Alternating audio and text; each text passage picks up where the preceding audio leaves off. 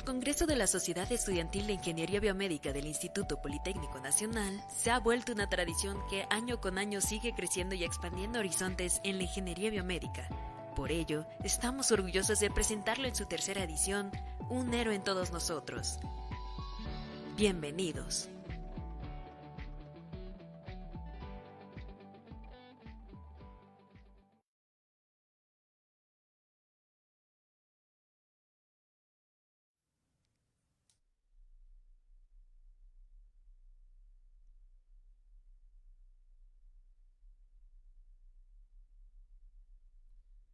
Buenos días, querida audiencia.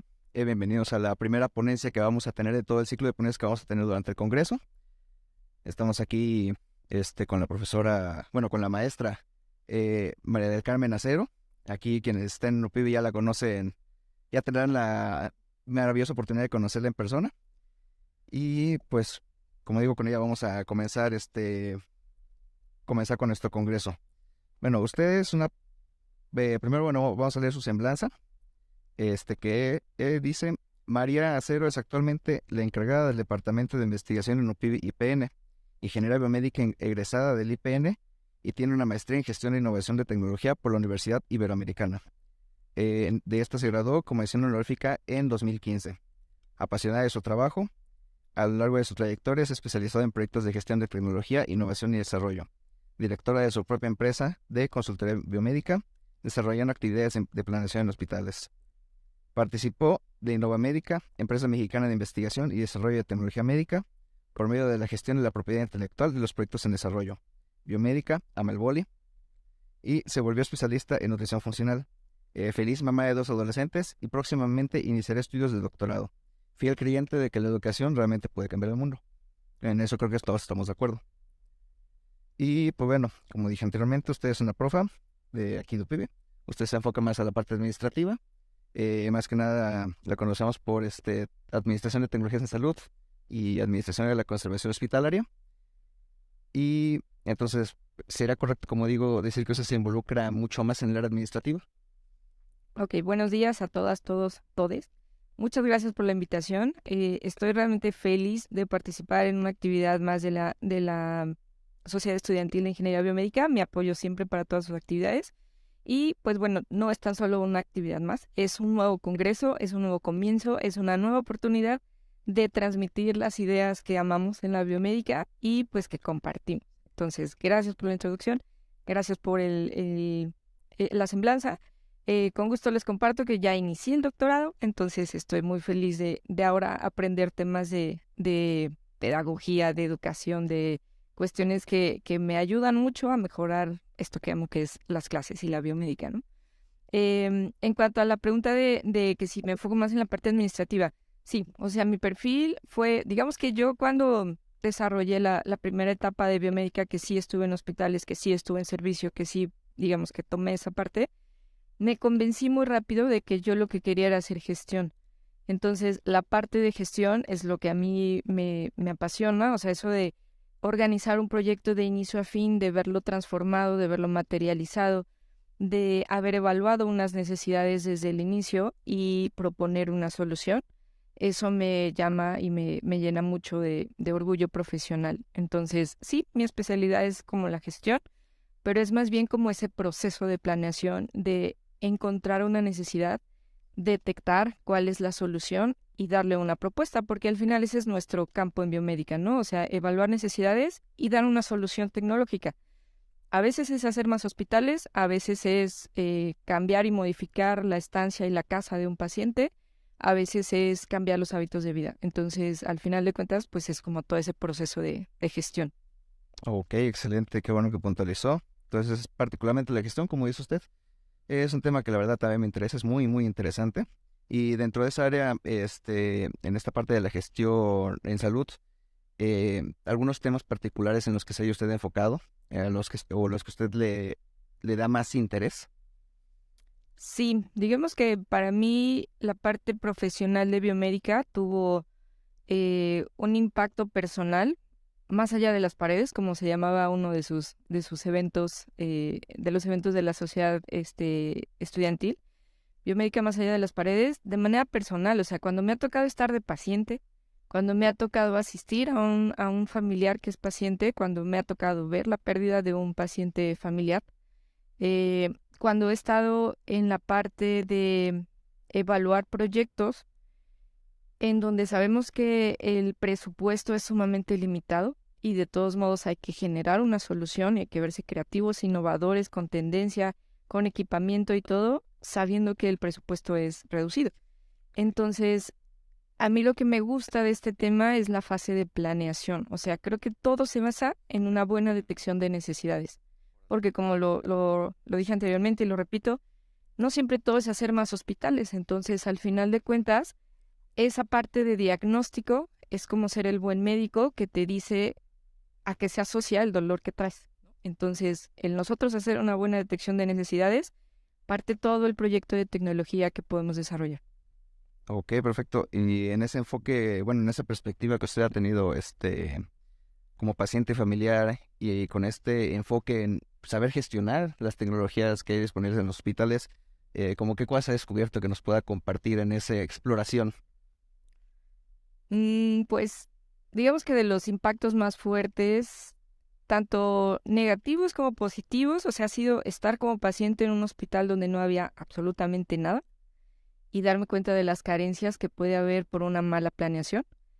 Y después, afortunadamente, estar como paciente en otro hospital en donde yo entré al quirófano y vi todo el equipo que tenían y me dio tranquilidad saber, simplemente por el ambiente en el que me sentí, que todo iba a estar bien. Entonces, sentirse en riesgo en ese sentido de repente imaginarte que las cosas van a estar muy mal porque no hay recursos, no hay medicamentos, no hay médico, no hay asistencia, y luego darte cuenta que una buena infraestructura te puede dar ese marco de seguridad, pues seguramente esto es lo que queremos para nuestros pacientes, para nosotros, para nuestros familiares, para el ambiente de salud en general, o sea, para la industria de salud.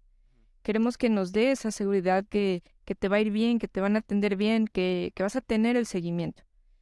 Y, por ejemplo, otro de los impactos fuertes fue en el tema de la pandemia, o sea, el ver cómo, con todas los impactos que pudo generar esto, el ver cómo se articuló un sistema a distancia, o sea, el que te pudieran contestar una llamada para saber cómo te sentías o dar un seguimiento. Digo, yo fui paciente con COVID también, y entonces el que me atendieran por una llamada y que me dieran pues digamos, ese seguimiento, que me ayudaran a mantener la tranquilidad, aún sabiendo yo el tema médico, pues creo que es importante. O sea, generar esas soluciones que le den seguridad a un paciente es nuestra misión. Ok, fíjese, abordó principalmente dos cosas, una que son los recursos físicos con los que se cuenta en el hospital y otros son los recursos humanos, y más allá del personal me refiero a los recursos que tenemos de capacidad de ayudar a otras personas. Todos nos hemos encontrado con médicos, enfermeras, administrativos que se comportan de manera poco apropiada, por decirlo de alguna forma.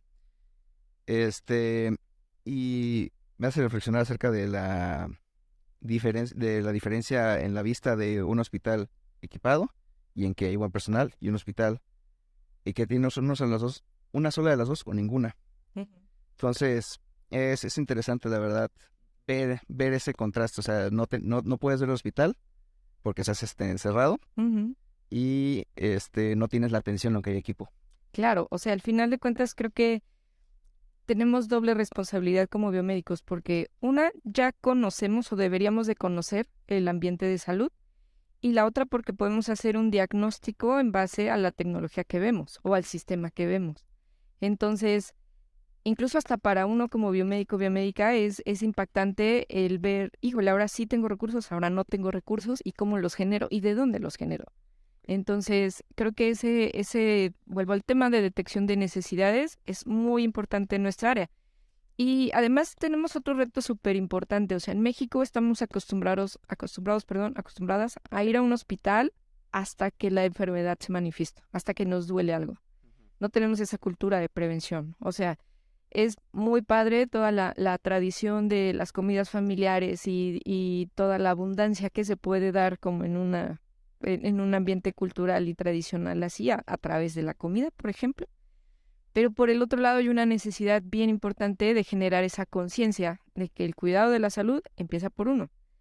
Y lo que yo he dicho en muchas de las clases, biomédica debería de estar sana. Entonces, ahí entra otra vez nuestra responsabilidad como biomédicos de tomar esa conciencia de que el cuidado de la salud empieza en casa. No, pues sí, esto como menciona, o sea, la tendencia que tenemos a ver al hospital como generador de salud, Ujú. que puede incluso afectarnos el cómo nosotros percibimos la salud, lo percibimos como una serie de tratamientos, ir al médico y así. Eh, y pues qué bueno que ya hablamos del hospital y de cómo las personas tienen esta perspectiva de los hospitales, porque pues ahora sí podemos entrar directamente al tópico de la ponencia, que es mejorando el sistema de salud sin hospitales. Primero que nada, ¿qué entendemos por sistema de salud? Ok, el sistema de salud es toda esa organización que depende de la regulación gubernamental, que da la estructura de cómo funciona o cómo debería de funcionar la industria de salud en nuestro país. Entonces nos da el marco en cuanto a regulación, en cuanto a normativa, en cuanto a las políticas de salud que va a llevar digamos, ese periodo de gobierno, pero en general, pues digamos que dicta cómo, hacia dónde va a ir la prioridad de atención. Y con base en ello se desarrolla una infraestructura que responda a esos objetivos. Y volvemos al tema de que la detección de necesidades es importante, y entonces vemos que en algunas políticas de salud, de la atención a enfermedades crónico-degenerativas es prioridad, y a lo mejor en otras políticas de salud el tema de prevención o el tema de atención a enfermedades con tratamientos especializados, o adultos mayores o niños, o sea, las políticas de salud de ese sistema de salud van dictando hacia dónde van los objetivos que se van a desarrollar. Y con base en ello, pues se desarrolla o se conforma la infraestructura para dar respuesta a esos objetivos. Ok, la verdad una respuesta bastante completa. No había tenido la oportunidad de que me explicaran así un sistema de salud. Buenísimo. Muchas gracias. Y entonces, ¿qué tenemos por hospital también? O sea, ¿qué es lo que se entiende? ¿Por qué sin hospitales? Pues yo creo que aquí tampoco podría funcionar el sistema de salud sin hospitales como tal. O sea, esto es una como analogía que yo veo de una utopía. O sea, porque al final de cuentas es lo que necesitamos, claramente sí son mejores hospitales. Pero antes de ello, la prioridad está en la conciencia de cuándo acudir al hospital. Porque en efecto, el hospital es una infraestructura, una organización que sí tiene una planeación estratégica, tiene digamos, un sistema de administración, pero lo asociamos con una infraestructura, ¿no? O sea, un edificio que tiene equipamiento, en el mejor de los casos, o que tiene consultorios, o que tiene personal médico. Sin embargo, es muy importante aclarar en qué punto o hasta qué nivel le dejamos la responsabilidad de la atención de la salud al hospital. Porque, por ejemplo, un paciente con diabetes, si está como confiado de que el hospital le va a cuidar la diabetes, creo que ahí hay una oportunidad muy importante de conciencia. O sea, los hospitales no nos van a cuidar la salud, particularmente ni personalmente desde pequeños. O sea, nos van a ayudar a fomentar y a mantener ese estado de salud, pero no nos van a cuidar la enfermedad. O sea, el punto está, creo, es muy medular hacer conciencia de cuándo acudir al hospital. Y pues bueno, sabemos que la mayoría de pacientes entran a un hospital por urgencias.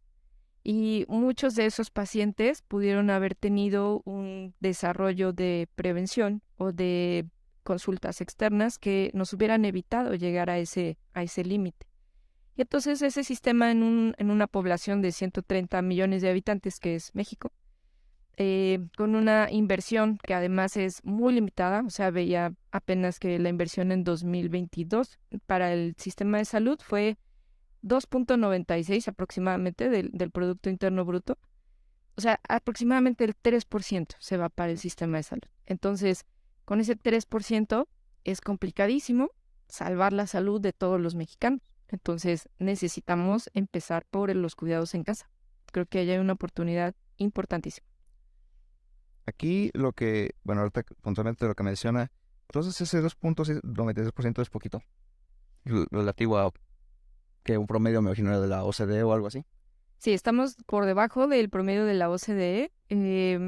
Antes, bueno, ahorita no tengo clara la referencia de 2022, pero en promedio la OCDE anda entre el 12, el 14, el 9%.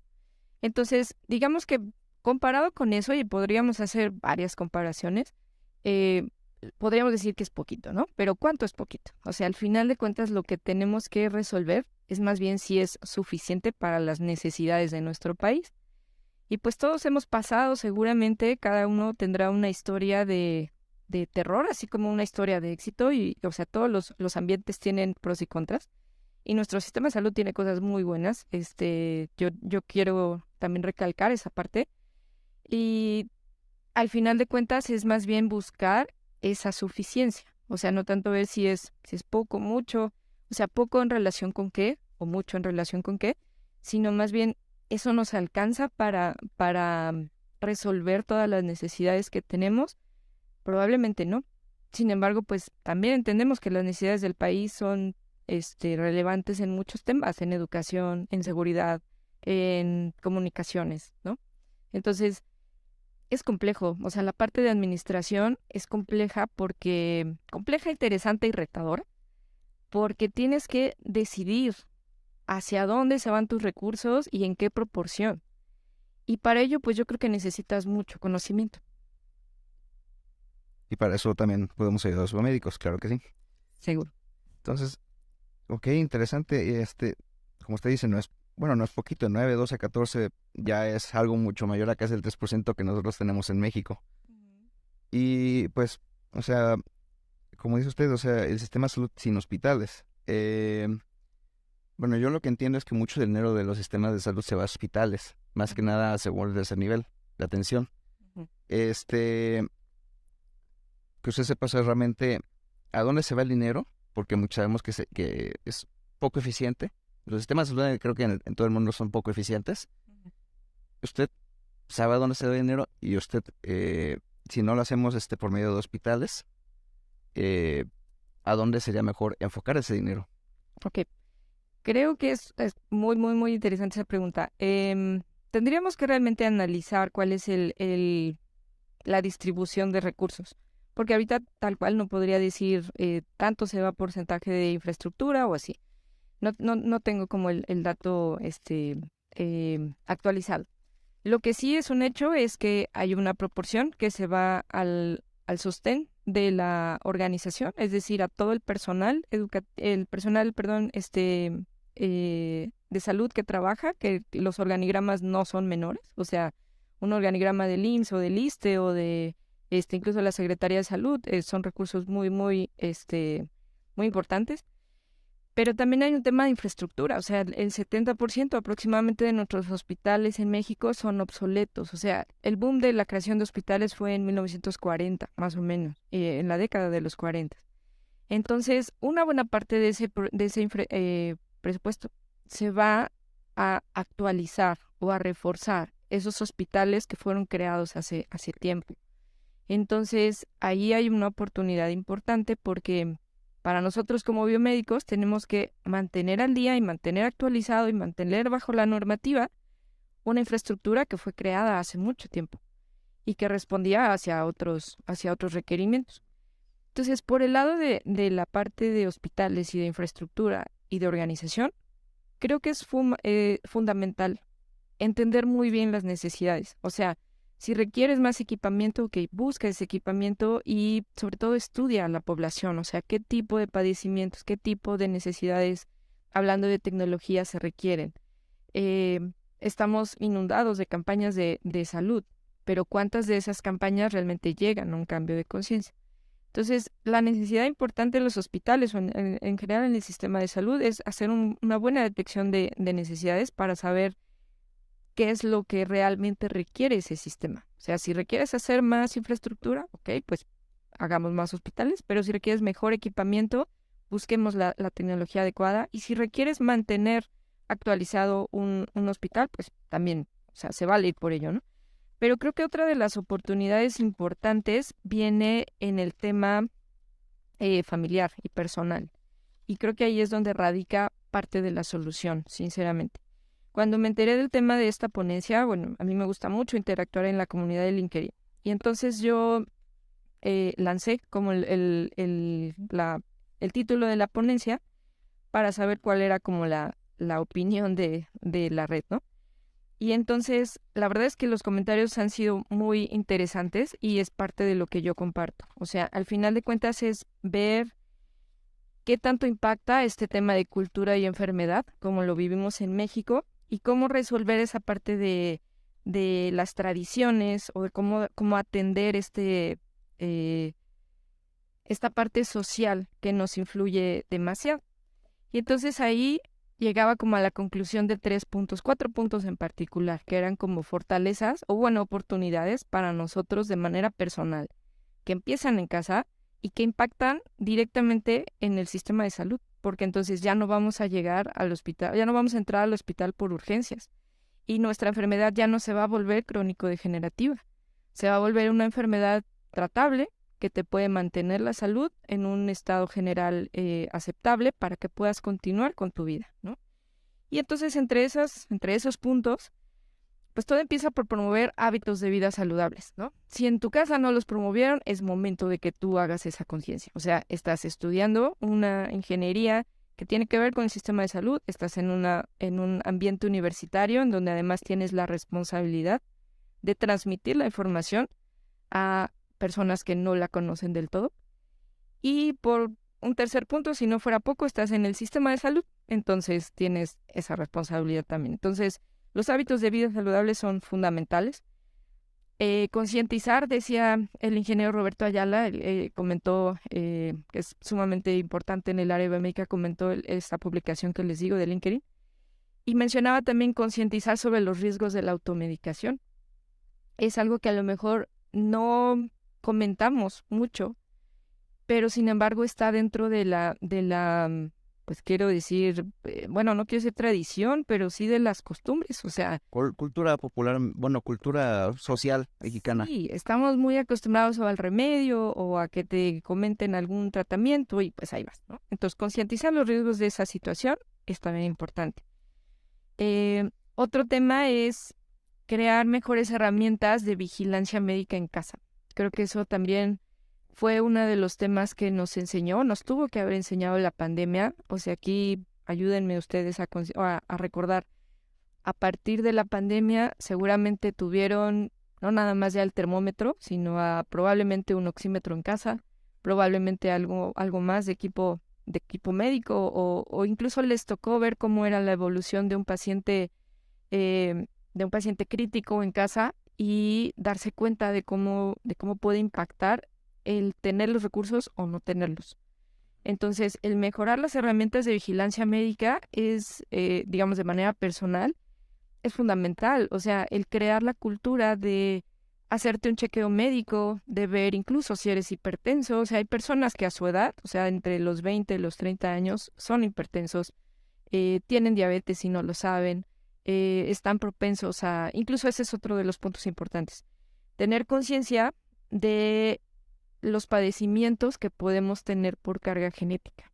O sea, si mis abuelos tuvieron diabetes, si mis papás tuvieron diabetes, si mi hermano tiene diabetes, como lo dice el comercial de Links, que ahorita está en muchos espectaculares, ¿lo tendré o no lo tendré? ¿No? O sea, ese tema de la conciencia de la carga genética, muchas veces no le tomamos esa importancia de cuánto impacta en nuestra vida o cuánto podría impactar y sobre todo qué podríamos prevenir de esa situación. Y entonces creo que generalizando esta conciencia ayudaríamos al sistema de salud, digamos, no a que eliminen los hospitales, sino que los pacientes no lleguen con esa carga de complejidad o no lleguen tan graves, de tal manera que todavía podamos tener una atención controlada. Pues sí, como esto no es nada más, simplemente hacer a un lado de los hospitales, que yo creo que estamos de acuerdo en que la profesión médica, el ideal es, bueno, creo que la idea debería ser que la propia profesión médica desee desaparecer, porque el que se desaparezca es el fin del sufrimiento. Entonces, pero como usted dice, o sea, mucha cultura, muchos temas sociales, muchas costumbres, también esta idea de que la costumbre se tiene que mantener porque pues simplemente se tiene que mantener porque sí. Es algo muy, muy mexa, yo creo, la verdad, apegarse al café con pan. Delicioso, delicioso vicio, no lo niego. Pero ya más que nada sigue por una costumbre.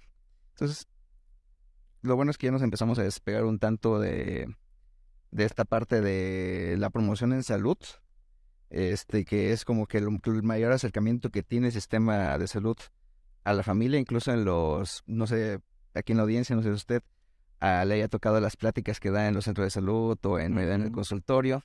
Es como que más, el máximo acercamiento que llega a ser en estos temas la parte de gobierno en las casas. Y la pregunta aquí sería también, entonces, ¿cómo puede realmente lograr el sistema de salud en México moverse hacia este camino? O sea, que usted propone, ¿de qué formas puede el gobierno hacer que esos 4 puntos se puedan seguir? Sí, yo creo que realmente se generan esfuerzos muy importantes. O sea, eso que dices de las campañas en los hospitales. O sea, claro que todos hemos visto ahí mientras estamos en sala de espera que llegan y nos explican de un tema, que hay rotafolios, que hay cartulinas, que hay pancartas, etcétera. Entonces, eso se tiene que seguir haciendo. O sea, es un medio de comunicar la información. Pero es un tema importantísimo ver el indicador de cumplimiento de esas campañas. O sea, ¿cuánto se genera? O sea, ¿cuántos cambios podemos generar a partir de campañas así? Y no solo esas, o sea, las que están en el radio, las que están en espectaculares, como les digo, las que están en redes, etcétera. Y entonces, creo que tenemos que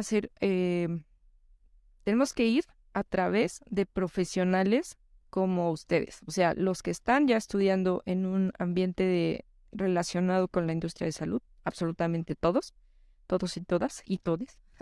Llámese enfermeros, médicos, ingenieros clínicos, los que estudian posgrados en administración de políticas de salud, toda la rama relacionada con el sistema de salud puede permear esa información. O sea, de entrada, empezar por uno mismo, ¿no? O sea, porque obviamente, digamos que lo permeas con el ejemplo en primer grado, ¿no? O sea, en mi casa, su casa, mi hijo me llegó a decir, eres una mamá mala, porque le tiraba el refresco, ¿no? Entonces, el empezar con hábitos de vida, como dices, pues sí, somos fan del café con pan, yo también, pero entonces, o sea, no satanizar esos temas de alimentación, sino compensarlos. O sea, ok, vamos a cenar café con pan, está padre, pero entonces, ¿qué tanto hicimos de actividad física en el día? ¿O qué tanto más vas a hacer? O sea, el balance creo que es la clave.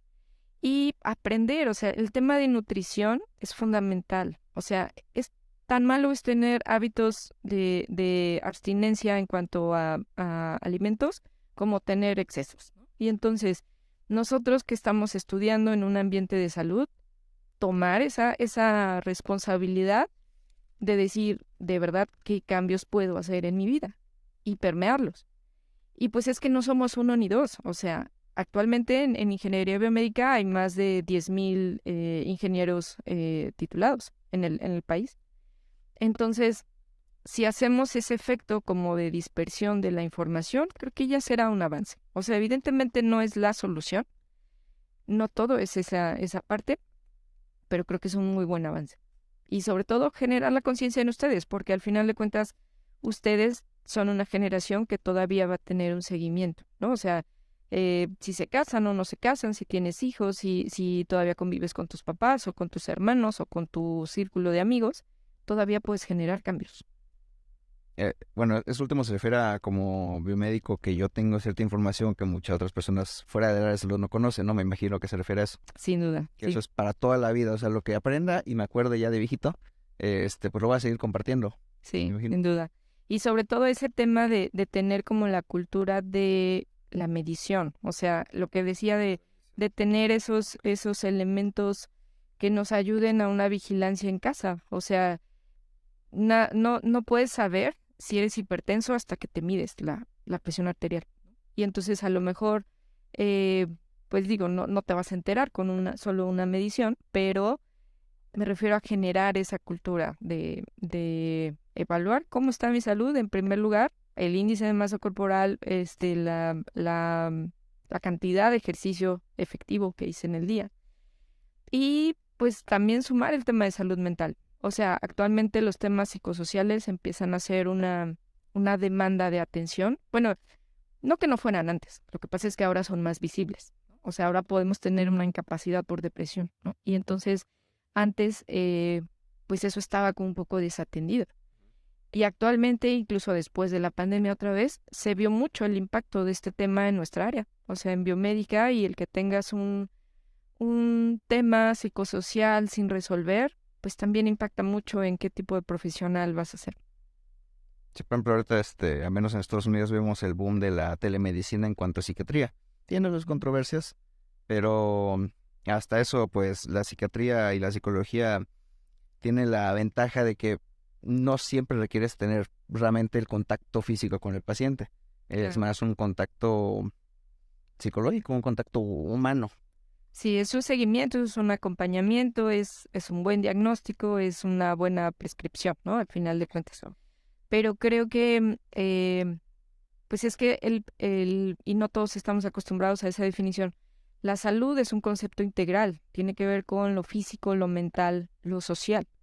Entonces, por eso también llegar al punto de utópico, ideal, de la mejora en el sistema de salud en completo, involucrar también mejorar los sistemas sociales, mejorar, poner atención al tema de salud mental y evidentemente pues al tema físico, ¿no? O sea, entonces las campañas pues se vuelven más retadoras, porque entonces ahora también es, ok, cuida tu salud mental, no estés deprimido, no estés ansioso, no estés preocupado, pero el ambiente afuera en la calle es estresante para muchos de nosotros, ¿no? O para todos, incluso todos o algunos, porque te preocupa qué pueda pasar en la calle, y eso impacta tu salud, y eso, o sea, tampoco es algo que los hospitales por sí solos puedan resolver. O sea, es algo muy integral. Entonces, a eso me refiero con la detección de necesidades, cuando los gobiernos hacen una evaluación, pues todo impacta. O sea, el tema de por qué estoy teniendo, no sé, a lo mejor tantas enfermedades gastrointestinales. Bueno, pues me tengo que ir a investigar un poco más, y quizás sea un tema de infraestructura, quizás sea un tema de la población, a lo mejor no tienen agua potable, o a lo mejor es un tema de una inseguridad social que está impactando y pues que se genera en una respuesta del cuerpo de mantener una enfermedad gastrointestinal, ¿no? O sea, nos ha pasado a muchos de nosotros, estás estresado y te duele la cabeza. A lo mejor estás ansioso, deprimido y te duele el estómago. Y si te vas nada más a dar la pastilla para ese dolor de cabeza o ese dolor de estómago sin ver qué hay alrededor, pues no estamos resolviendo el problema de fondo. No, pues sí, o sea, innegable, o sea, el hospital ni el sistema de salud son entes aislados, así que no podemos, te dice el médico, no, pues tienes que comer sano. Ajá, la comida sana no la puedo preparar porque no me da tiempo, me tengo que levantar a las 5. Café con pan y ya con eso la tengo que armar todo el día. Pero lo que mencionas es realmente como la idea de la calidad, de que lo que se puede medir se puede controlar, y lo que se puede controlar se puede mejorar.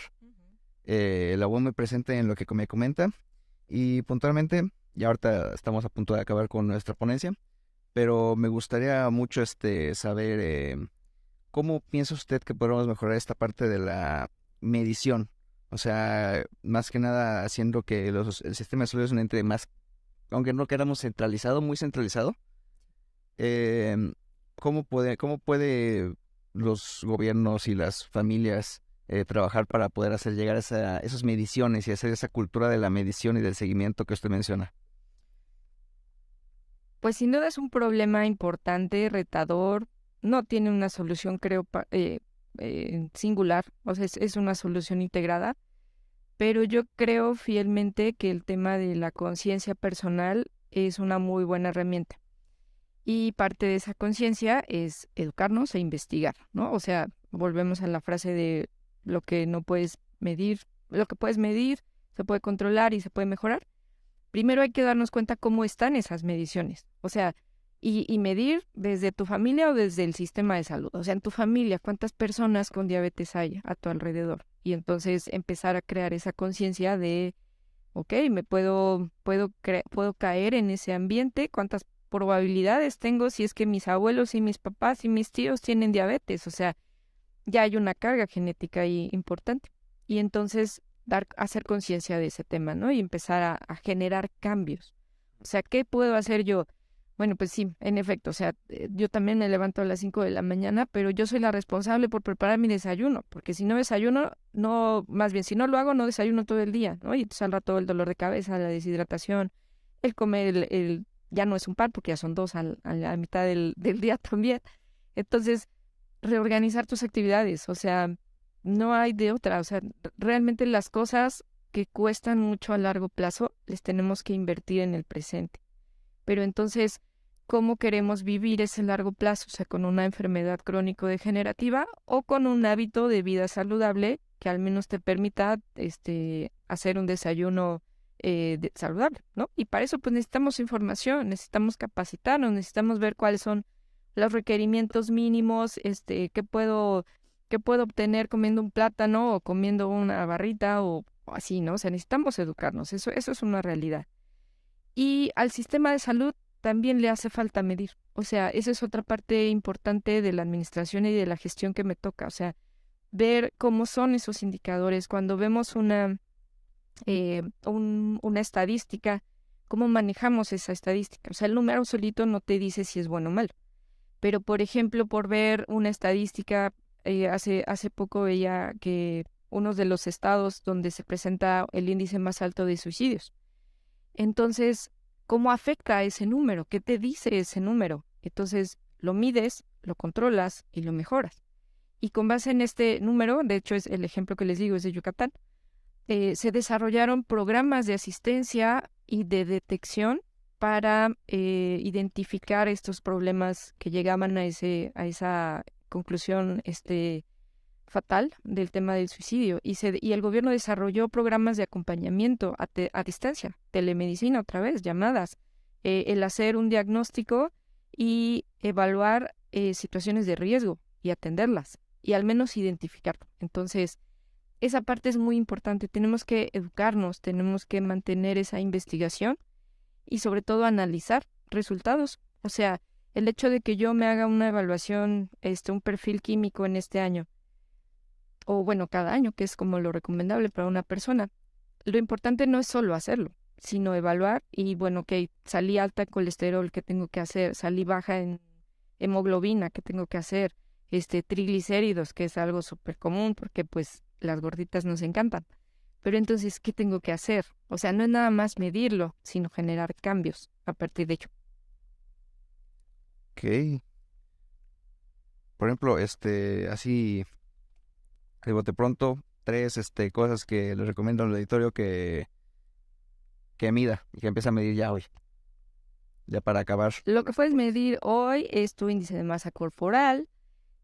Por ejemplo, ¿cuánta actividad física tienes en el día? O sea, a lo mejor no vas a tener el tema de los, pues las calorías quemadas, o si tienes la oportunidad, pues está muy bien. O sea, allá hay muchas herramientas, o sea, somos fan de la tecnología, ¿no? Entonces, usar esa tecnología para saber o para dar un diagnóstico aproximado de cuánto me estoy moviendo, cuánto estoy generando en actividad física o no.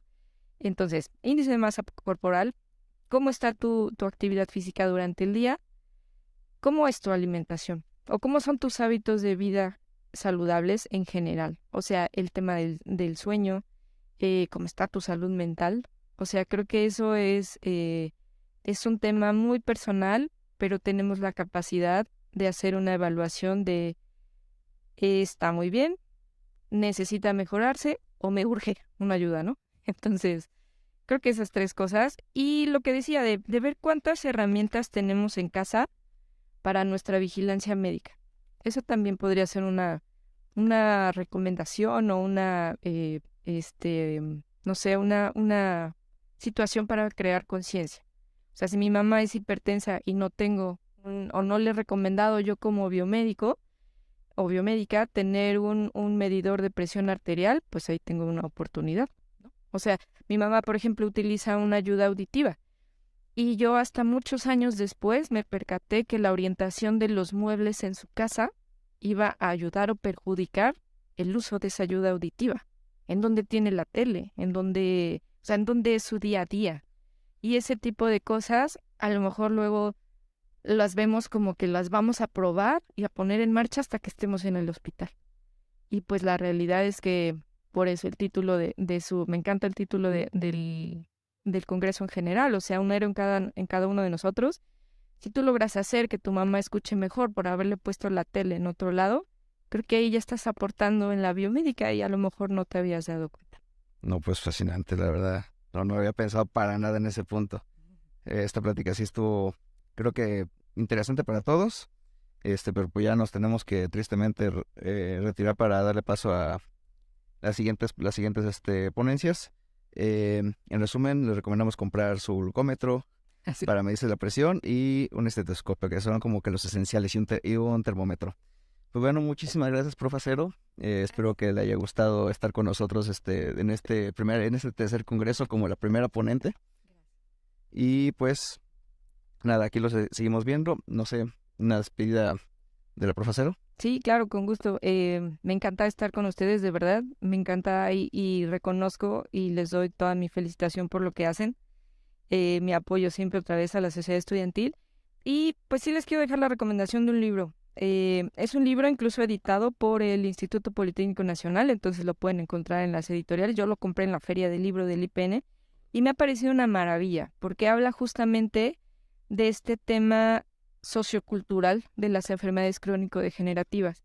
Y muchas veces eso nos hace falta como biomédicos. O sea, entendemos la parte técnica y ustedes son máster en tecnología. Digo, si los que nos escuchan pudieran ver aquí cómo está el escenario lleno de producción, se sorprenderían. O sea, yo quisiera ver un hospital así como está este auditorio en cuanto a tecnología, control, sistemas y lo que quieran.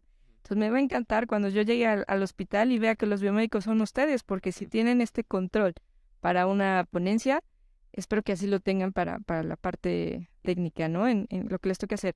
Pero bueno, el libro se llama De algo se tiene uno que morir, que es una frase que seguro todos hemos escuchado en nuestras familias, con nuestros abuelos y demás. O sea, te enfermas y lo primero que dicen es de sí, pero pues de algo se tiene uno que morir, ¿no? Bueno, así se llama el libro. Es una perspectiva sociocultural de las enfermedades crónico-degenerativas. Está escrito por la doctora, el nombre está retador, pero ahí les va.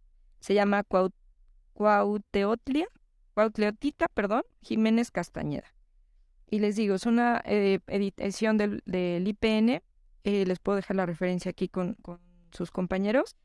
Y es de verdad que un libro sumamente interesante. Además, lo lees y parece que estás platicando con tu abuelita, con tu tía, no sé, con alguien cercano a ti que seguramente en algún momento dijo una frase como de panza llena, corazón contento. Sin embargo, habla de la responsabilidad sociocultural que tenemos del cuidado de la enfermedad. Entonces, esta recomendación les quiero dejar. A mí me ha encantado leer este libro y pues un gusto estar con ustedes. Perfecto, muchas gracias. Pero bueno, gracias por vernos y pues los esperamos en unos minutos para la siguiente.